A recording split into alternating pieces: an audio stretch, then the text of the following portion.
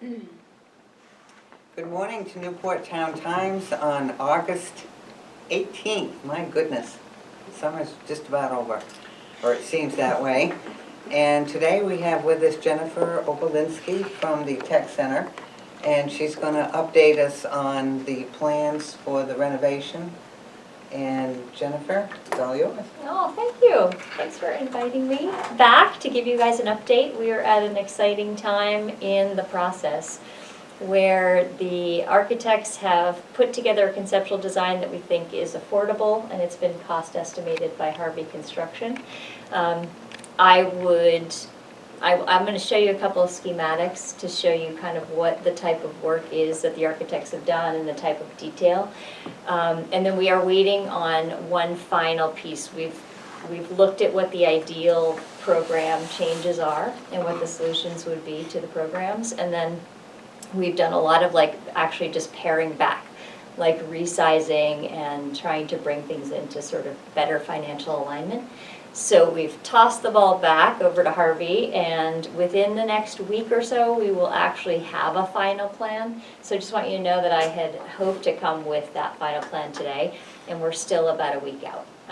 But we are much farther along than we were when I met you last. So what are the programs that this will house?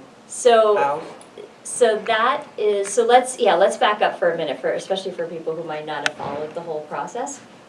So at the Tech Center, we educate high school students to get into industry and start filling those jobs that our industry partners need. So we have welding, and we know we have a lot of industry that's looking for manufacturing, welding, automotive mechanics and maintenance. There's a huge shortage, and we have an automotive program that's excellent. We have a business program, which you can get we're working on some micro-credentialing so that every student could leave with some business background.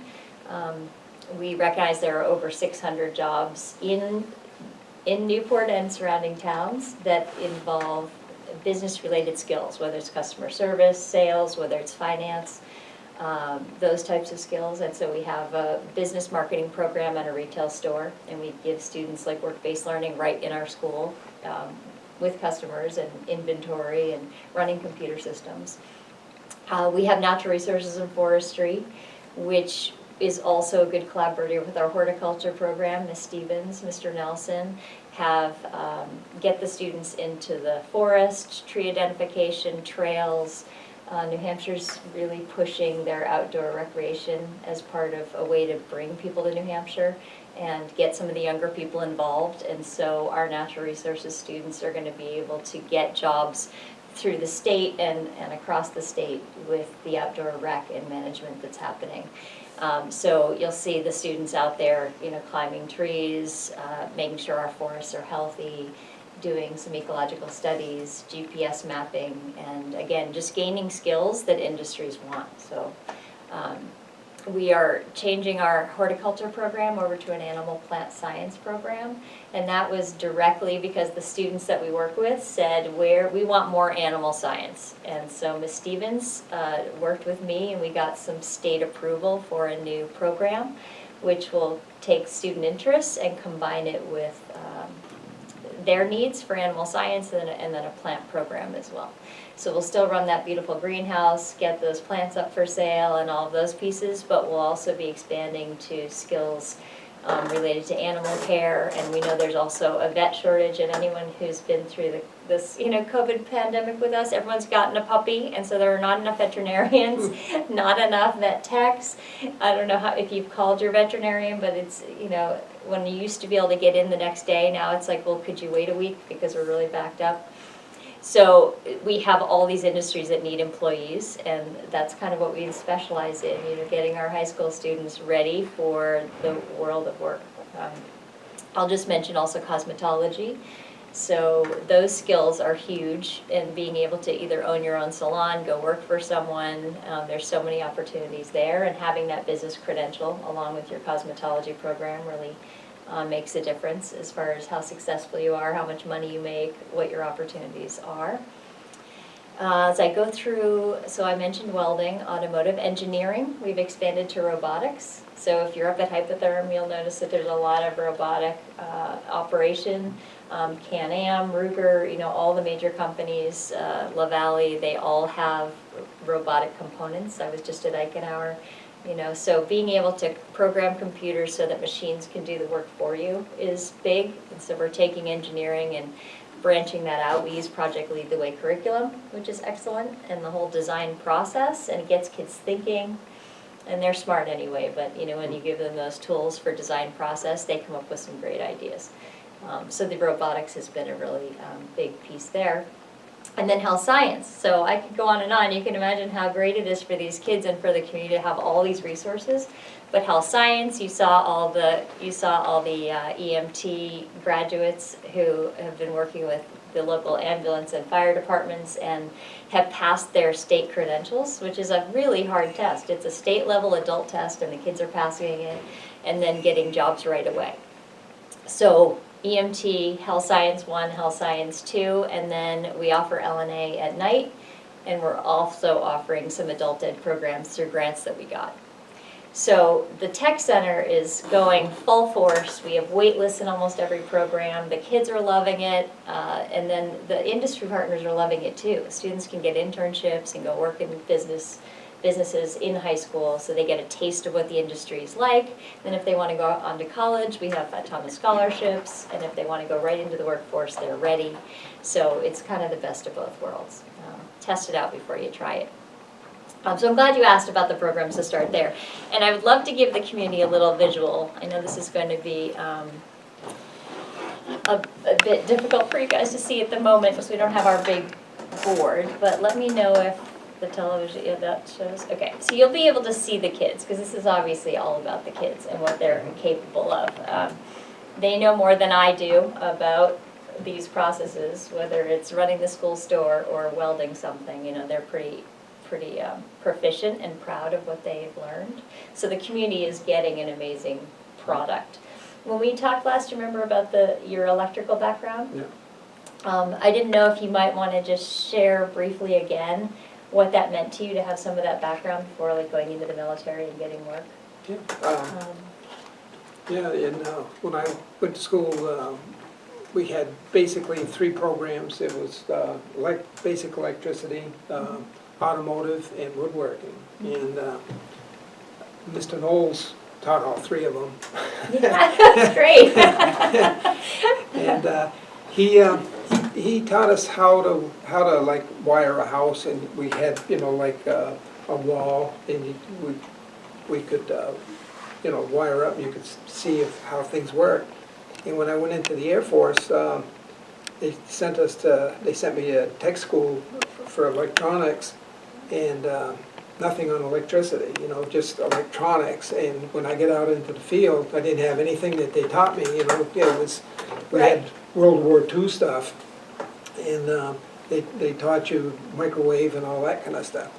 So when I came back from Taiwan, I was on a electronic installation squadron, and we went all around the Southwest part of the United States, putting control towers and that kind of thing in. And I was the one that always got the job of doing the wiring, and it, my only background was what Mr. Knowles had taught me, and I'm still alive. That's awesome. That's amazing. Yes, and thankfully so. And then I'm sure that when you were in high school, you want to tell us a little bit maybe about some things that you remember about what your high school program provided you that maybe set you up well for the future? Sure. So it was right here at Toll. We had upstairs, we had bookkeeping, we had stenography, which has kind of gone by the wayside, but we learned shorthand. And downstairs in the lower level on the north side, was the typing room.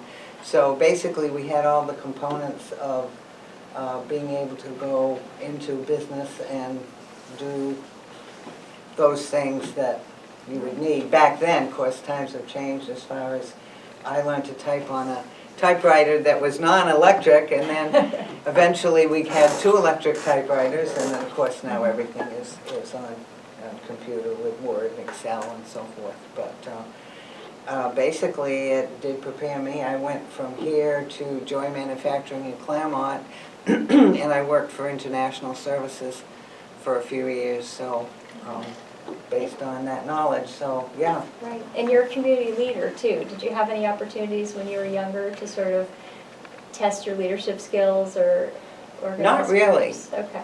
The only thing I remember is I was valedictorian, and the first speech that I had to give was a graduation, and I remember being terrified after the person before me sat down, but I managed to get through it, because, I mean, other than that, all I had, you know, you gave reports in class. Right. But that was, Right. and, you know, it just kind of evolved from there. Yep, homegrown, Yes. you know, Yep. and that's what we want, you know, the Yep. students to embrace their education like you guys did and really take from it what they can. And so it's been years. This tech center was built 30 years ago. So what we're really trying to do is just get ready for the next generation and invest in the community and revitalize, you know. And so it's really about building Newport by investing in the students and giving them the new equipment and facilities to get them ready for industry. Because you can imagine, you know, electric cars are coming. We talked about this recently, that if we're not ready, you can't just say that your auto program is going to now suffice for the next 30 years, another 30 years. 60 years in the audio industry is crazy if you look back. So we really, in order to stay competitive, we really have to take advantage of the state funding. So as you guys are aware, there's 75% state funding available for tech center innovations. And it will dry up over the next few years, but we are still in, and the state is ready for us.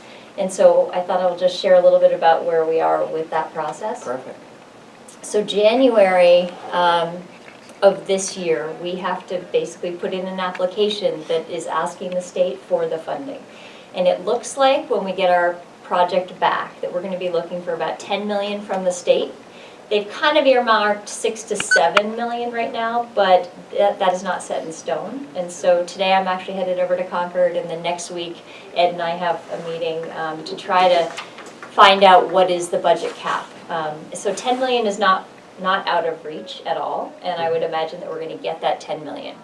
So that 10 million comes into the town for the purpose of the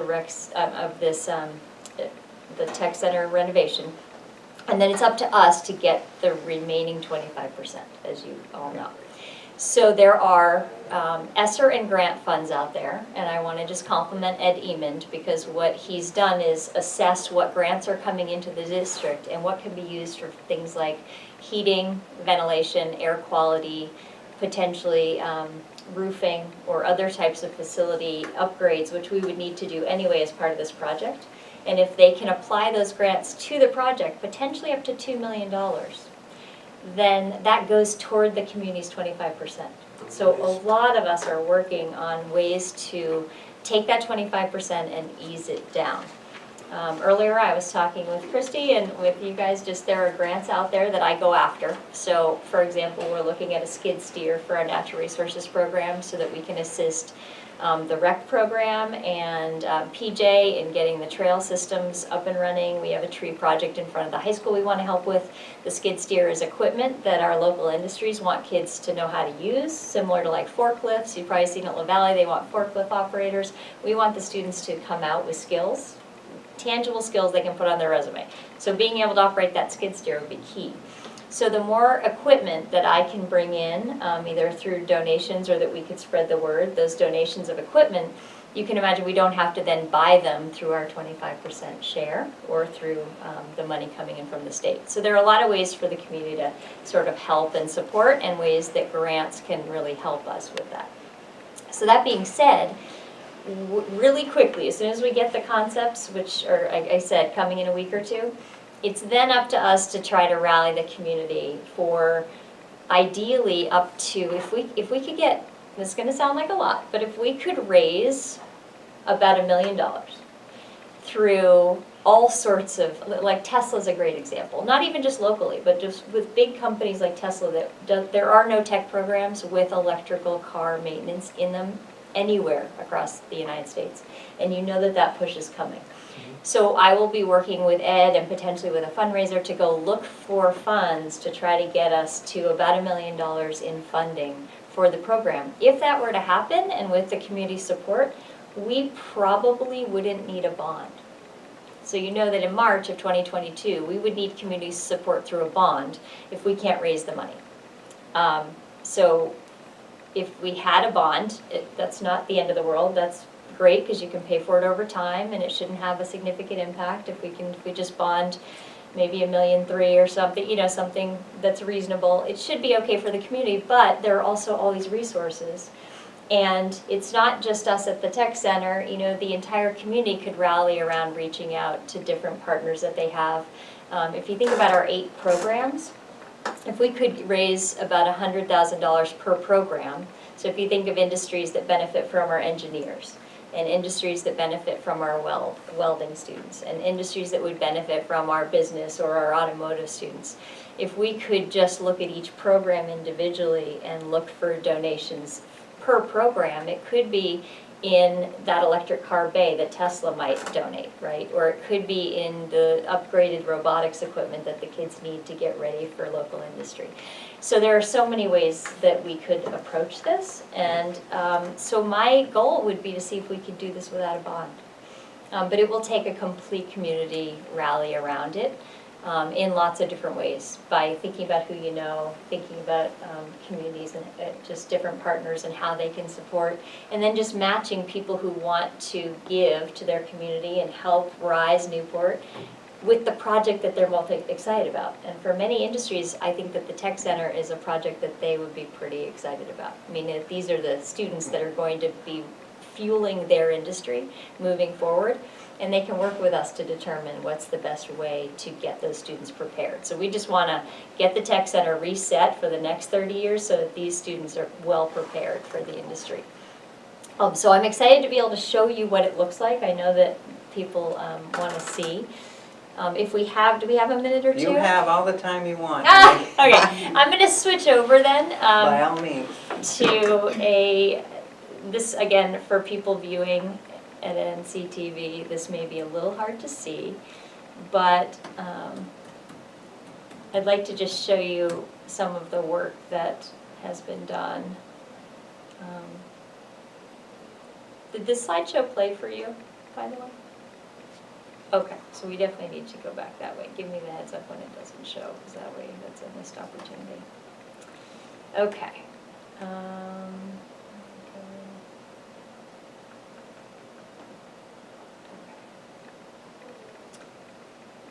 So this is a little bit potentially difficult to see, but let me know if we have a visual. I don't know if you guys are able to glance. I'll see it. Okay. At the other On the other end, yes. Okay.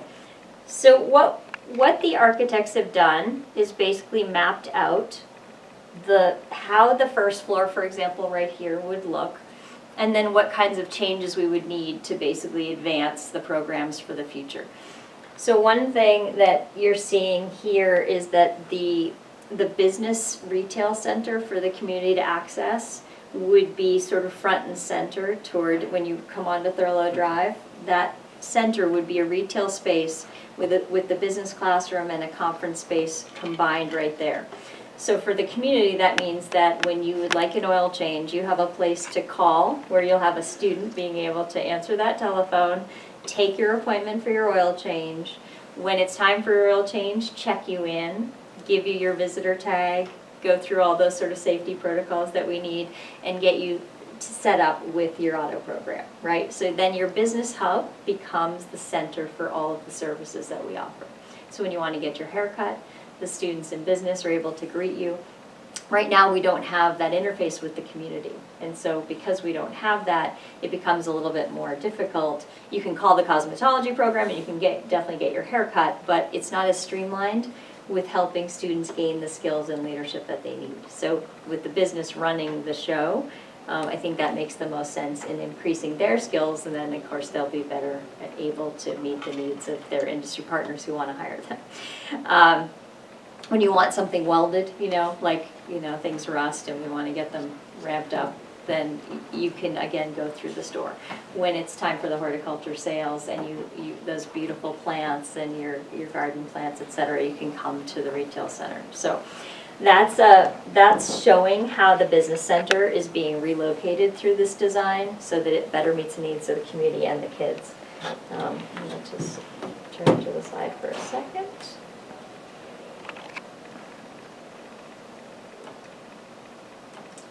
I'll try to open up health science so you can see that. So health science is a growing field, as you know. And again, there's a lot of retirement in a lot of areas and a lot of need. Let me just see if we have these designs ready for you. So with EMT coming on board,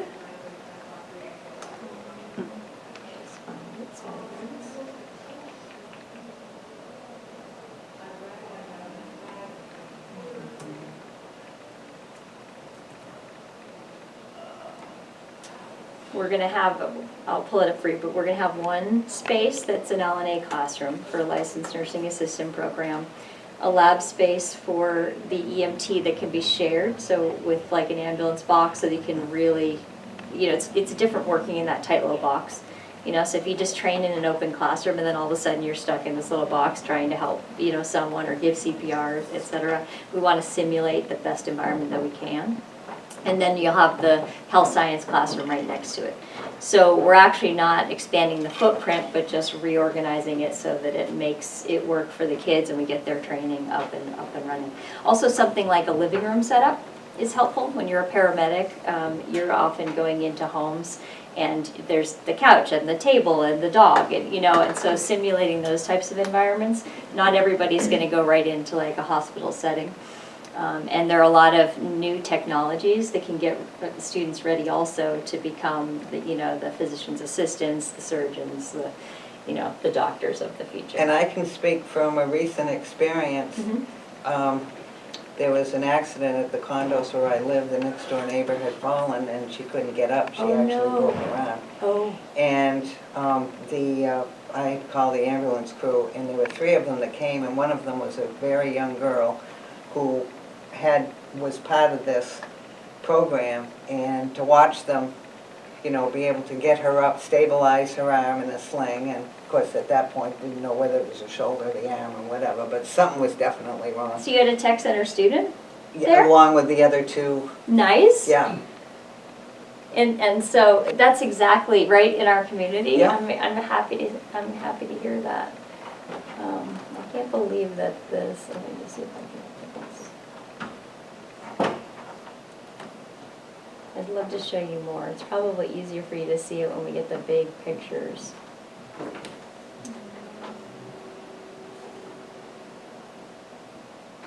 I think the biggest challenge for you is going to be getting the word out, because Newport really doesn't have kind of one central news. Mm-hmm. You know, the NCTV has hired Adrian Patrick, I think his name is, as a reporter. Adrian, yep. And he was here, I think, the last time. Mm-hmm. But, you know, we don't have a newspaper that specifically covers, so you kind of Right. No, you're It's absolutely right. difficult. Yeah, I'll show you. I did find this. Yes, you're right. And I think that that's why I'm really grateful that you guys have invited us, because I do think it helps people to see. Mm-hmm. And you always ask great questions.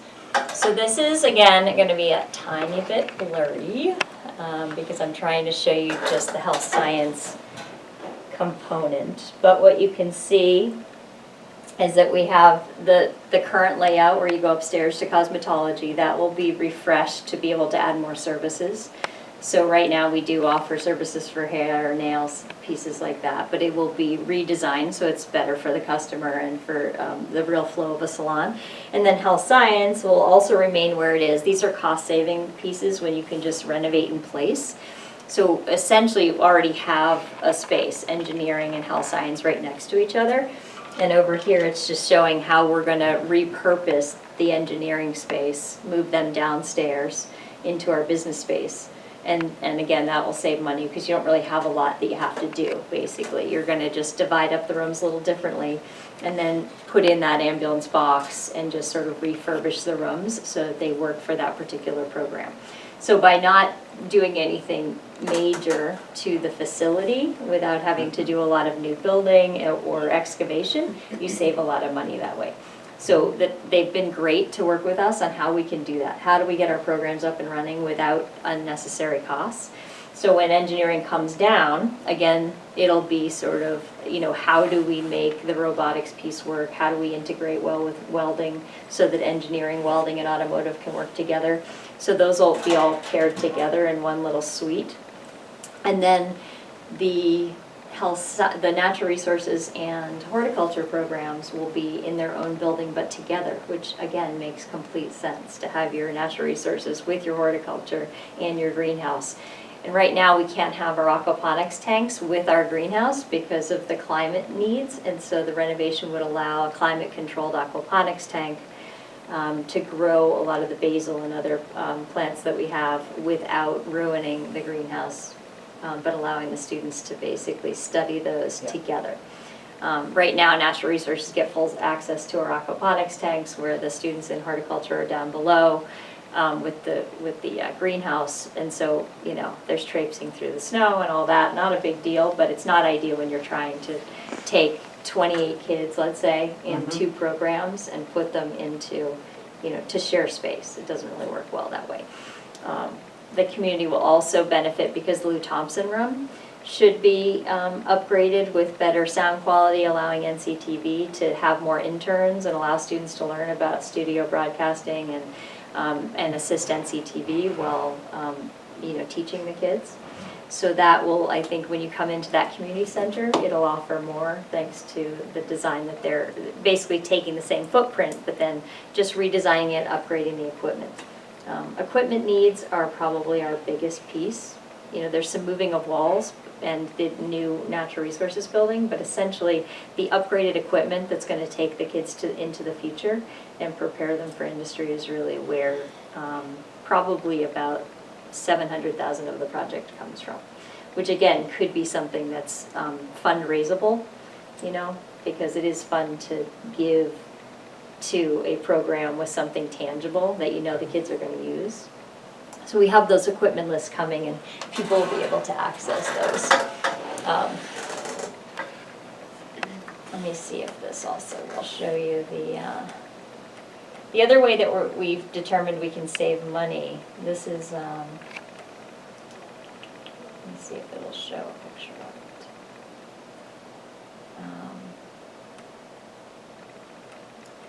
Oh, also, this is a good design for you guys to see. So this is the exterior layout of the building, showing the business section, the parking, and you can see how the natural resources building, which you guys have seen with the sugar house, et cetera, the sugar house would move. They would pull that building down close to the road. So if you think about the kids' access to it and then creating a pathway that's much safer, when you're going up to the tennis club, there's a lot of traffic. And so we want to create a safer, more obvious path on our campus to say, hey, you know, this is a big, like, crosswalk, so to speak. And by bringing it down, it just makes it safer, more attainable, and I think the community will be able to access it better as well. So that would be a new building, but instead of stick frame, which costs a lot of money, you can get steel frame kits, which are just as good. And that we looked at the cost comparison, and it looks like if you were to stick build in this particular environment, it might cost you like $5 million to build that building. But if you go with the steel frame, it might only cost you 2 or 2.5. So everyone's being really creative to make sure you get what you need, but for the price that's reasonable and affordable. And so those are the types of things we've been doing over the past month. NCTV has been nice to post all of our meetings, so the Renovation Advisory Committee meetings are on. We video record them and then they posted them. So there was an August meeting and it's on there, and It basically shows the Taj Mahal project and then how we've pared it down and what kind of pricing, we might be looking at. Harvey Construction talked to us a little bit about, their process. They're very thorough, and so we will know that once the community has a number of what it will cost, that will be a pretty firm number, and hopefully should come in less, because they always build in a contingency so that the town doesn't have to worry about any things that pop up along the way. You're also aware, and it is kind of sad that in this building environment, and Christy knows it probably better than anyone, that there's a 25% increase in costs on pretty much every product out there. So everyone talks about 2x4s, and how expensive they are. So, the good news is we're paring back. The bad news is that some of these costs are completely being driven by the market. But we wouldn't really have to start building until 2023, and we're hoping that maybe things would calm down. I was going to ask that question. Yeah, and then reduce the cost of the project just in the nature of building materials coming down into a more reasonable scope. But they have to cost it right now at the cost of the materials as they stand. So that's where we are with that. Yeah. If you don't mind, I'll go back to that slideshow, and then you give me the thumbs up, because again, what we're trying to focus on are the, what is it that the kids are doing in our programs, and why is it important to support it? So each of the programs that we have, you can see the students learning, engaging, and just really embracing these programs, and they're so excited. Like that student, the EMT student who was working with you, they can't wait to get in the field and start helping whoever has fallen down, that type of thing. If this is an area that they want to work in, they want to work. Right. They want to do it. They are, and they're so excited about it too. And our instructors are great. They inspire them, they lead them right into industry opportunities. So that there's no question mark. Families don't have to worry if their students are coming to the tech center. They don't have to worry about how will my child get into college or how will they get a job. Like if that's what the student wants, between myself and the teachers there, we can basically walk them right into the path that works for them. So that's, I think, really nice for families. It's daunting to figure out how you're going to launch your student, and so it's exciting to be able to have this in our community. You're really fortunate. Newport's really fortunate to have a tech center. Not every community does. There are 28, which is a lot, but still they're spread out. And students travel a long way to be able to participate.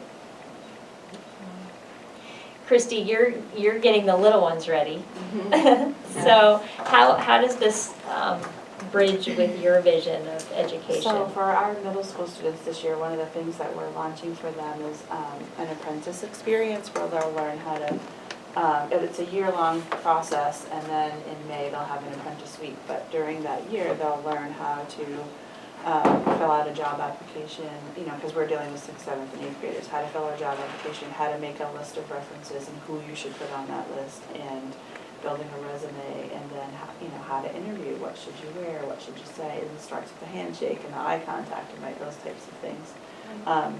And then they will have actually taken it's kind of like a compatibility assessment, I guess, to help them kind of fine-tune where their interests are. So you can be working with those industry partners to say, hey, we have several students who are interested in learning about whatever business it is, would you be willing to host them for a couple of days in May? And so that's what they'll do. So for 4 days, they'll go out into the different industries in the area. And then on the 5th day, they'll do their presentations about their experience from the beginning of the year to the end of that. But Jennifer and I walked and talked about lots of things, from making sure we always have to keep children's safety first. So making sure that those places where we're sending them, that there's background checks and those types of logistic things that people outside of education may not think about necessarily. Right. So yeah, that's one of the things that we're doing. Why do you think it's so important to have the students focusing on this year, for example? For us, I think, we have, when our kids are graduating out of our program, historically they've gone to one of 9 different districts because of the wide range of people that we draw from. And some of them are going to their public high schools and some of them are going to private schools. But when they leave us and go to Newport, for example, it will be helpful for them to know which area they're interested in, right? So they'll hit the ground running knowing what to sign up for versus a kiddo who might, as a ninth grader, say, you know, I think I really want to try welding, and then they get into it and it's not what they thought it was, and really, they really enjoyed the forestry, right, piece of it. So we're trying to help the kids so that when they get to Jennifer's level, they have a more informed decision making. And it may even be, maybe they try an industry as a middle schooler and like, ooh, that's not for me. They'll know that going in when they're signing up for classes. Because do your kids have to be, can freshmen do it, or when, so this is dating myself, but when I first started teaching at the high school, it was the first year that the tech center was there. Oh, So no I was kidding, teaching that's English great. and the tech center was new, and it was Oh. wonderful and lovely, and it smelled new, and it was great. We used to get our cars vacuumed and washed, and then, you know, there were a couple of students who ruined that, but it took a few teacher cars. No.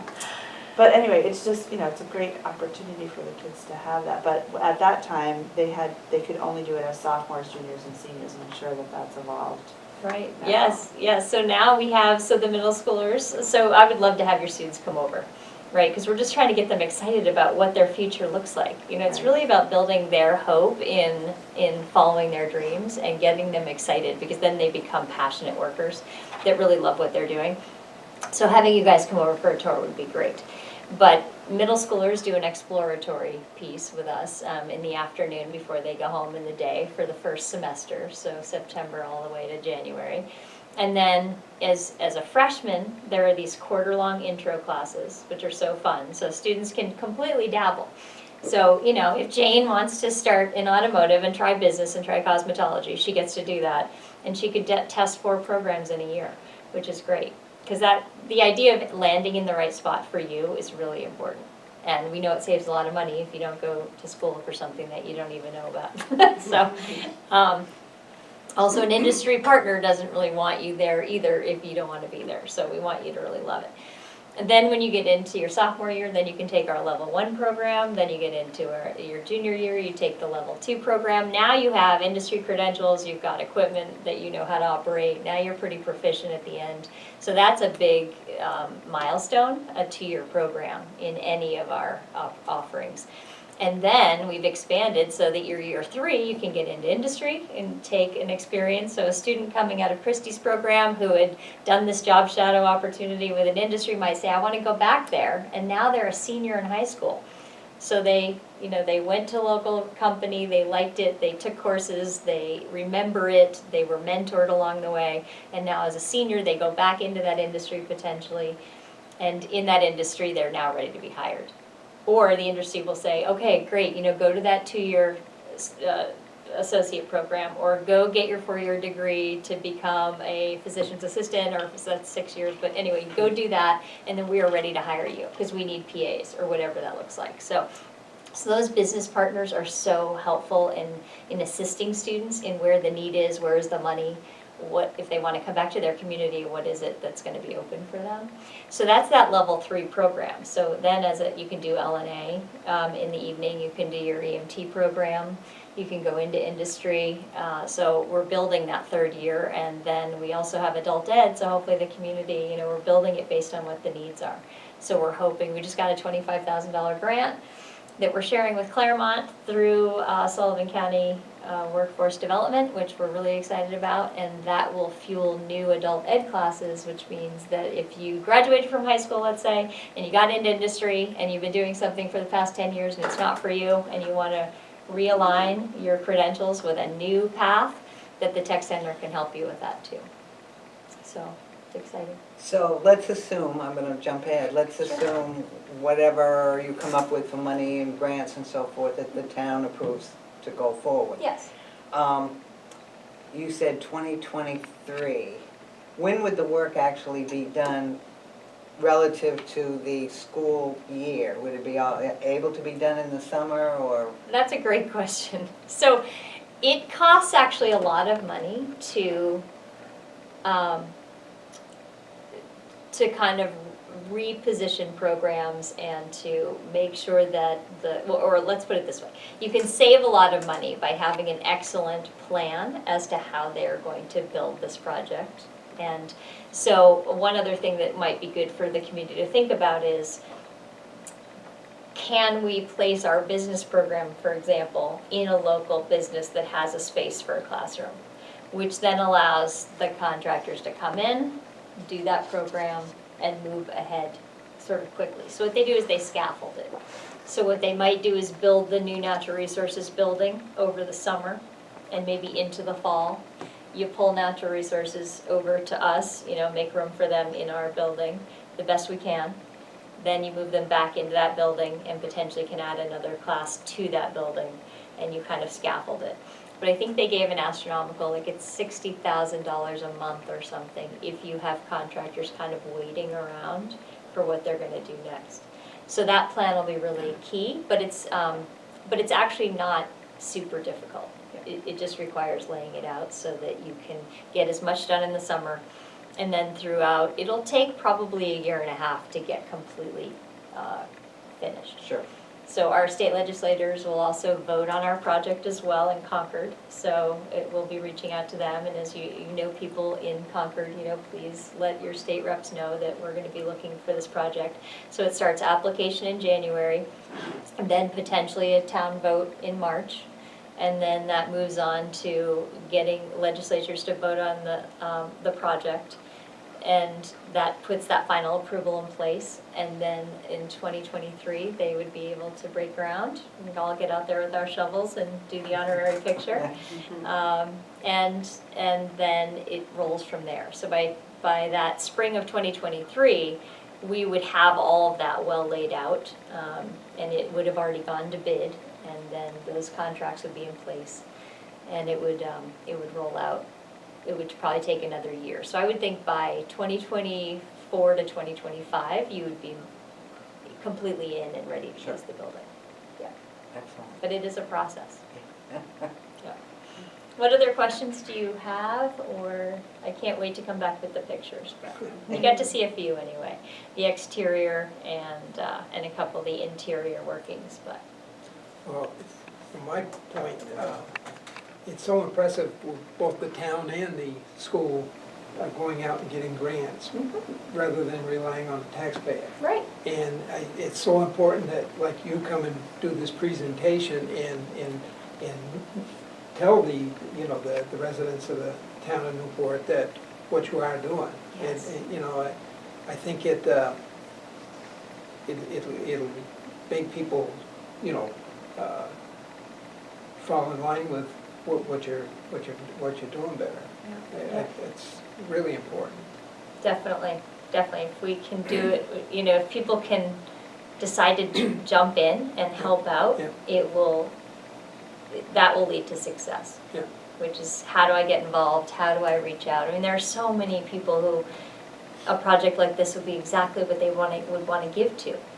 But it may be someone that you know that I don't know. Yeah. So the more of us reaching out and telling the story about how it helps the kids and our stories about, your history and your history, I mean, that's what people care about. They care about, why does this project matter to people?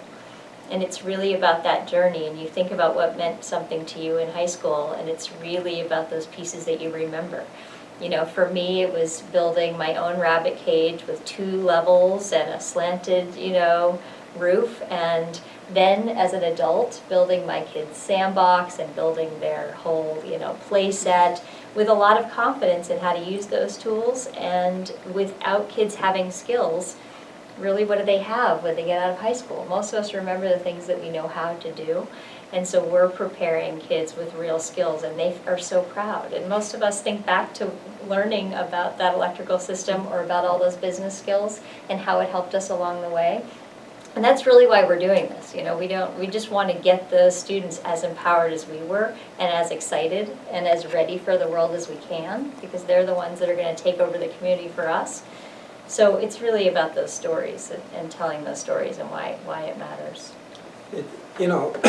To me, with the high cost of college education, and tech schools, to me, are more pinpointed to what you want to do. Like, Yes. when I got out of high school, I was on a federal and the state of Vermont training program for machine tool technician. Oh, excellent. And instead of paying to be educated, They Cone Blanchard paid was you. paying me. Yes. And it was a a better job than what I had previous to that, so it was a win-win for us. Right. And I, you know, in my working career, I've had many different jobs, and I would have, like, when I was manufacturing manager at New Jersey Machine, I would have people that had college educations that were running machines. And, you know, they weren't doing anything that they went to college for. And so to me, the tech schools are so important. And I think it's going to be more so as the future goes. Yes, and so many industries, since they need the employees, they're training. So that next step of training, you're still learning. Yeah. It just isn't in the institution, you know, with the brick and mortar. You're in the industry learning it, and they're teaching you. So you continue your education, but they're paying for it while you are there earning a paycheck. You know, which is so nice. Like you said about Tesla, you know, right now, automotive repair, you know, it's mostly wrenches. I mean, you have to do a certain amount of diagnostic to figure out what the problem is, but, you know, when the electronic cars, you know, the mainstay, it's going to be, you A know, complete shift. yeah, Totally yeah, different. and Yeah. it's going to take a ton of people. I mean, already, it's amazing to me, driving around a little town like Newport, how many Teslas there are in Newport already. We were just talking about this. It is crazy. They're really promoting that technology. Yeah. And, you know, over in Can-Am, there's automated weld units. You have to know how to operate them, and you have to know the technology behind them.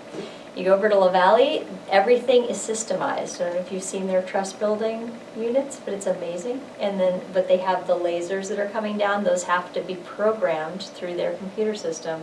So that integration with technology, like our tiny little town is pretty high tech, and the kids have to be prepared. And that's why the tech center of 30 years ago is not ready for the industry of the next 30 years in Newport.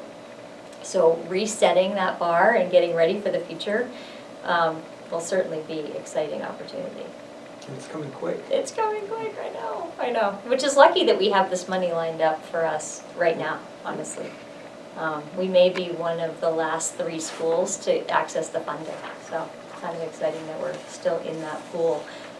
Because every 20 years they make that money available, and I think, you know, they have a plan for phasing that out, so it's a perfect time. What's the average size of the different courses? So each program can accept anywhere, like health science in the 20s, because they have a big classroom and they're not working with like really heavy equipment that can be dangerous. You go over to natural resources where you're operating chainsaws, and we cap that at like 14. Yeah. We have wait lists in every program and kids knocking down the door, you know, homeschool students. We've got tuition that we bring in from Sunapee and Claremont, and any student who wants to access the tech center can. So obviously we reserve plenty of seats for Newport. I think I'm just going to ask you Newport that. would like to have as many seats as possible. They're knocking down the door, which is great. But we do share a little bit so that there's access, that you don't create barriers, so that if you are in a surrounding town, you can access it. But what does Newport gain from that? And that's some really good tuition money. Ed was telling me about $80,000 comes in, thanks to tuition. And then transportation is supported by New Hampshire. They give us reimbursement for transportation, so students from Newport who would like to go over to Claremont and get the building trades or get machine tool, culinary arts, all those programs were sister centers, and so you can do that, and it just expands the opportunities for the kids. So it depends on the house, what are the safety requirements in the space per one instructor.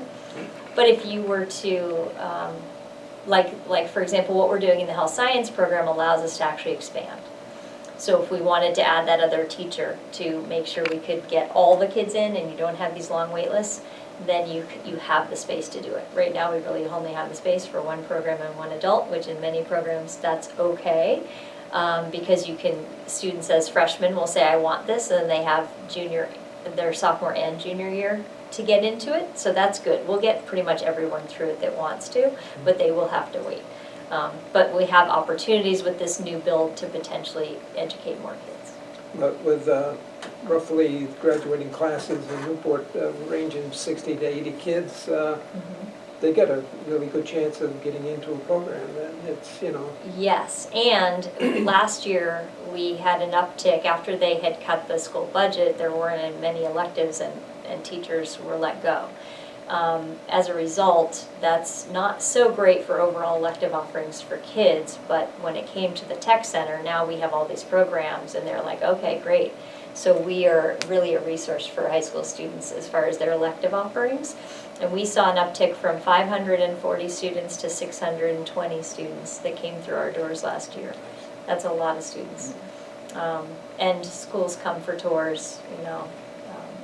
So it's if you think about that many students coming through the doors, and that's morning to night, and that's including these quarter courses, so that's all the kids. But 600 students. Nice. Yep. Jennifer, we thank you so much for coming in and Thank you. giving us this wonderful update, and I mean, certainly have you back again. Thanks, I appreciate it. Christy, do you have any announcements for the Montessori? Jennifer, she served it up to me because I was going to add our stuff in there about Apprentice Week. I'm like, oh, I should talk about that. So we talked about that already. But back to school packets were mailed out to our 110 students on August 1st. So if you didn't get yours, please call the school, 863-2243. The project this week is through grant money from COVID Cares. We've been able to install Promethean boards, which are interactive. Years ago they were called smart boards, and the technology has just improved rapidly, and so now we'll have Promethean boards in each of the classrooms 1st through 8th grade. So basically they're interactive, so Jennifer could be on her laptop and screen share it with all of us. We can all be looking at it, and you know, as a teacher of middle school, I can pop up whatever you might be looking at on your computer for all of us to see, because we have one-to-one. So each student, 3rd through 8th grade, has a laptop assigned to them, so they all are working with those two. So that's kind of the most exciting news. All of our classrooms are full with waiting lists, so if you are interested in coming, contact the school and we can tell you how to get onto that waiting list. So we saw a 14% increase from pre-COVID to last year, and this year it's up even more. I haven't done the percentages yet because it's still kind of roller coasters for a while. Jackie asked us last time about the COVID plans for us, and our COVID committee has met, and our school board actually will review their proposal tomorrow night. It comes from DHHS and CDC, and they've left a lot of it up to us with local control, which is good because what's happening in Newport isn't what's happening in Hanover, which isn't what is happening in Nashua, right? While some of us would like them to give us a little more structure, they've left a lot of it up to us with a couple of caveats. They're really asking us, and by they it was Dr. Chan who was leading the discussion last week, to look at your community transmission levels and look at it over a 7 to 14 day stretch. So don't look at it on a Monday, for example, because they're not doing weekly reporting. So Monday's numbers are always going to look higher than they might have been. And so our committee has put together, like most of the schools in the area, kind of pivot plans. Okay, we're going to operate with these protocols in place, and if the transmission gets to this level, then we're going to pivot over to, you know, maybe we're putting back the barriers between students at the tables where they're seated. But for the most part, a lot of what we did for COVID to keep the kids safe is just best practices, right? So making sure you're keeping your child home when they're sick instead of sending them to school with Tylenol, right? You can't do that, so because that's a false feel good, right? And that wears off in 4 to 6 hours. So it's really important for parents to be mindful of that. And of course, the state still has that canvas for remote learning. So if, for example, you had to pivot to being home for 10 days because someone in your household was positive and you were not vaccinated, that's the qualifications for you having to stay home now. You could jump onto Canvas, and it's asynchronous. So while I'm teaching class, you know, you're right there with us, and you can raise your hand and participate, and everybody in the class can hear you. It's great, especially now with those prom boards. So, I think that's all that I had. That's good. I have one more thing to add, if Sure. there's a minute. I just thought, I hope you could see this. So we are going to be offering a lot more opportunities to get into the building, speaking of COVID. So this is a good segue, but Christy, this is great for you. We're gonna offer just like an elementary school level night. So any families with younger kids, all the way up to middle school, can come in and take a look. So we have scheduled that for September 23rd. And we're gonna serve food, so you don't have to feed your kids dinner that night. You can bring them in. We'll have some fun activities, but basically it's just see the whole place and get a sense of what the tech center looks like now, what are the needs, and see if we could get some elementary school parents on board too to give us a hand, because these students that would come through would be one of the first groups to really access the full renovated tech center. We're also offering an industry partner tour and continental breakfast. So if you're a business owner and you'd like to take a tour and see what we're up against, you can also assist us by looking at our equipment, making sure our equipment needs are going to be right for the future. So you can give input and let us know what you think about our space needs, and that's going to be on September 16th. And that's a breakfast, hoping that industry people could just start their day with us. We'll give you some coffee and some Danish, take you on a tour, and you'll be back to work in no time. You'll also get to meet some of the students at that time, so it's a good way for industry to see full force all the good work that the students are doing. It's still early in the semester, but I think it's a great place for industry people to see how it actually operates with students in place. And then the expo, which you'll hear the high school, the middle school, and the tech center are all working on a career expo on October 21st. And that's an exciting time when you'll have everybody there. You'll have all your tech teachers, you'll have a lot of local industry partners, job opportunities will be hosted, internships. There'll be military representatives as far as what students could do in that regard, community college, so you name it. And again, we'll showcase all of our programs so people can see. So we'd love for you all to come. That would be a great big community event for all. And the architects will give a full presentation that night on the renovation on the 21st. 21st of October? Yep. Okay. So full operation for anyone who wants to come. Excellent. Yeah, thank you. So just a very quick update on COVID. Newport, as of yesterday, currently has, excuse me, 14 active cases, which they've had for 2 days in a row, down from 17, which was the high, recent high, as this COVID has ramped up. Parts of the state are having higher transmission rates than others.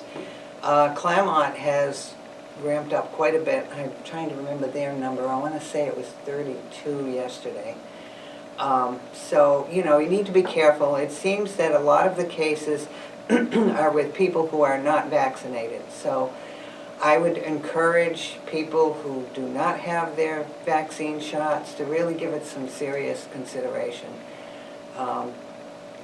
This is nothing to fool with, and I understand this is Delta, but I understand there's a Gamma behind it that's come out of Columbia, which I guess we're not totally into yet in the U.S., but this thing kind of reinvents itself. It's almost like it's going to tech school itself on Yeah, exactly. on the virus, you know, end of it. Yeah.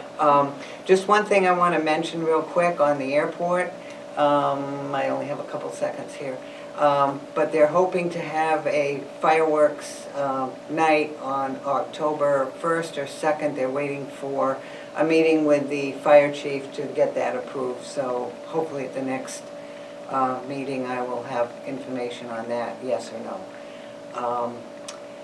The first meeting of us in September, we'll have a gal from the Sullivan County speaking about the lead abatement program, how to access it, whether you would need to or whatever. So she will be here. I'm going to try to see if I can get Christine Benner back to share that time, because sometimes people come in and they talk for 10 minutes and it's like, oh, okay, what are we going to do for the rest of the time? So stay tuned. And again, thank you to Jennifer, and Christy, thank you for coming. Larry, sorry we didn't get to you on the Historical Society, but we will see you next time.